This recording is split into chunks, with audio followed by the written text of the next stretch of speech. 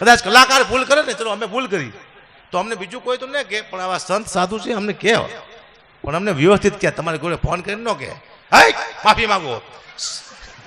ભારતીય બાપુ અમને બેહારે, અમને કહે બેટા આવું ન બોલતો, ન આવું એકાદો જોક્સ આવો ન બોલતો ન હાલે બેટા, તો એમ થાય હા બરોબર છે. બીજા જે ફોન કરે છે ને આવું બોલ્યા આપણે કે થોડી ભૂલ થઈ ગઈ નહીં, તો આપણે કે હવે નહીં બોલ, નહીં માફી માંગો, વિડીયો બનાવીને. એટલે આખી દુનિયા પાસે આપણે નીચા દેખાડવા આવી.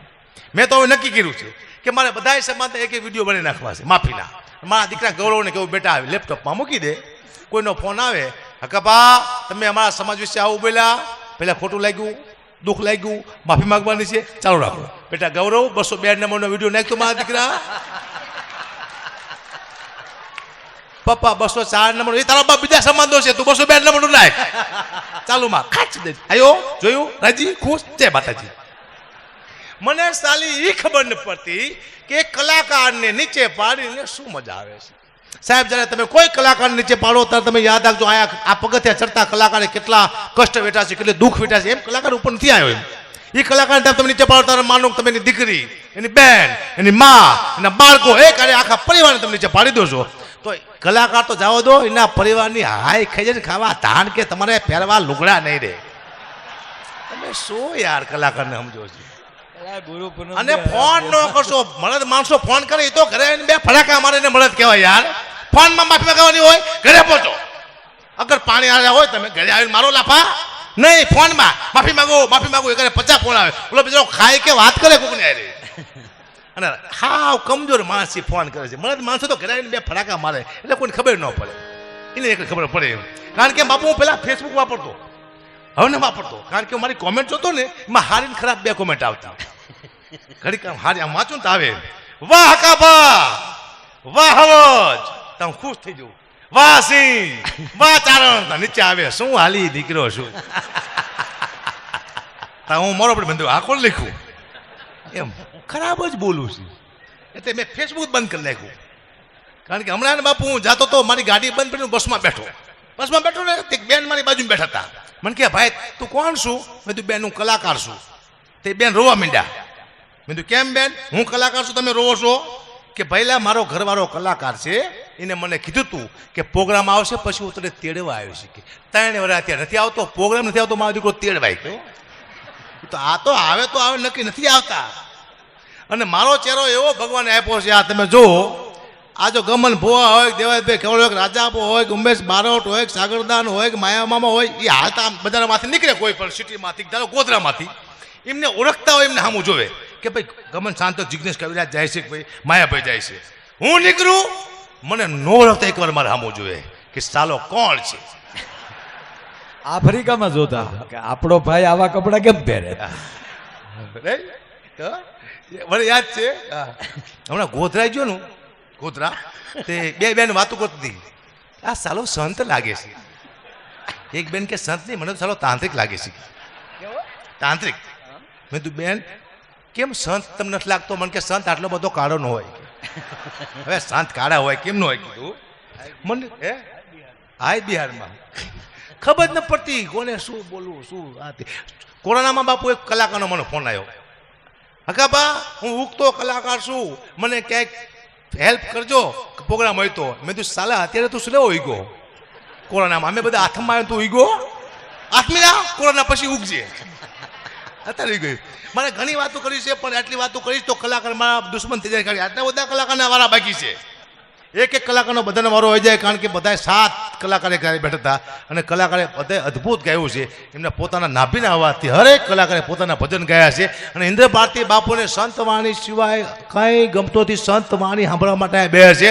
બીજી વાત, હકાબા ગઢવીને ઇન્દ્ર ભારતી બાપુ સાંભળે છે, માયાભાઈને જિગ્નેશ કવિરાજને ગમન શાંતલને રાજાબા ગઢવીને એકવાર મને વાત કરી. મને ગગુબા મારા શિષ્ય છે, અહીંયા જે માણસો આવે છે એની રાજી રાખવા માટે ગુજરાતના હરેક કલાકારના સ્ટેજ માટે લાવવા તૈયાર છું. કે મારા શિષ્યો, મારા ભગતો મને જે માને છે એ બધાને રાજી રાખવા માટેથી, કારણ કે હરેક કલાકારના ચાહકો અહીંયા આવે છે તો બધાને મજા આવે એ માટે બધા કલાકાર લાવું છું. અને મને હરેક કલાકાર, હરેક કલાથી મને પ્રેમ છે. ભલે મારો ખોરાક મારી સંતવાણી રહ્યો, પણ લોકગીત ગાતો હોય તો મને વારો લાગે, ગીત ગાતો હોય તો મને વારો લાગે. હરેક કલાકાર એના હૃદયમાં વાસ કરે છે, કારણ કે ગુરુ પૂનમ દિવસે આટલા બધા કલાકાર આવે જ નહીં. એના ગુરુ ન હોય બીજાને. અહીંયા શું લેવા આવ્યા? નહીં વરણ માતે પડી રાત કાળી અંધારી આમાં કાંઈ હું છે નહીં વરણ માતે પડી રાત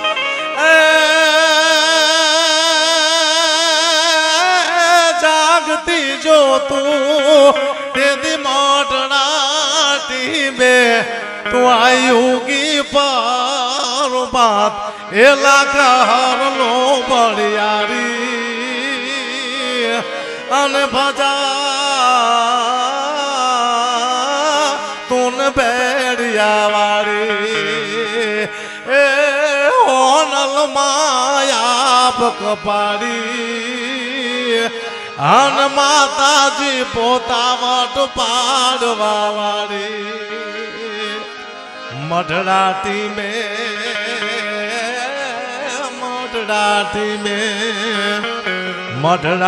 में नोतरा माड़ी यदि चारों साक प्रसाद